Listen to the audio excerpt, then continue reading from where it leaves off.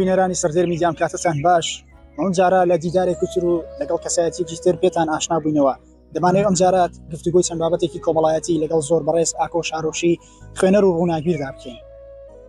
سڵاو لێ بێ کاگاکۆ. لەگەڵ منتان بوو سەڵاو سەرچاوم. کاگاکۆ بۆچی وە عاجزی بۆچی ناکرد پێشەوە؟ جارەکەی پێشوو لە بەردەمی ئەم دارە لێدوانێکمان لەسەر بابەتێک هەر جوڵانی ئەم دارە ئەمە وتیان لە بڕگەی یاسایی لاتداوە، لە بڕگەی دابوونەری تو لە بڕگەی کللتوری لاتداوە. منیش وتم کام بڕگە کەلتوری ئەو بڕگە کەلتوری کە پەروەردەی بەعسی فاشست لە مەکتەبەکانە ئێمەی لە قاڵبدا وسکوت بێدەنگ بە جوڵەنەکەی هەناسە لە خۆ ببڕی. آخر ئەمە چ سوودێکی هەیە؟ با وەرن بە هەمومان ئەم بڕگە یاساییە، ئەم بڕگە کللتوریە، ئەم بڕگە نەریتە لا بدەین لە نەریتی کوردەواری.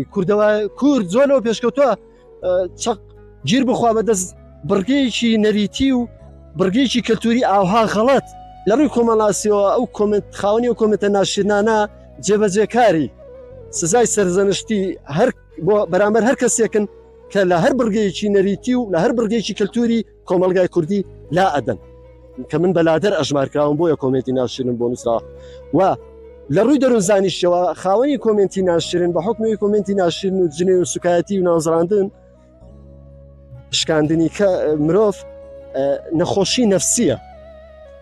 ئەوانەی کە چێژ لە شکانی بەرامبەر وەرەگرن، ئەوانەی کە جنێوەدەن نەخۆشی نەفسیان هەیە لە زۆری سادی. ئەم نەخۆشی نەفسیە چ بەهۆی پەروەردەی هەڵەوە چ بەهۆی چاولێکەریەوە لە هاوڕێکانی یا لە کۆمەلگاکەی کە ئەبینی ئەوانی ژواکەن ئەڵێ بوو منیش ژوێنێکی تێ نەگورزێنم.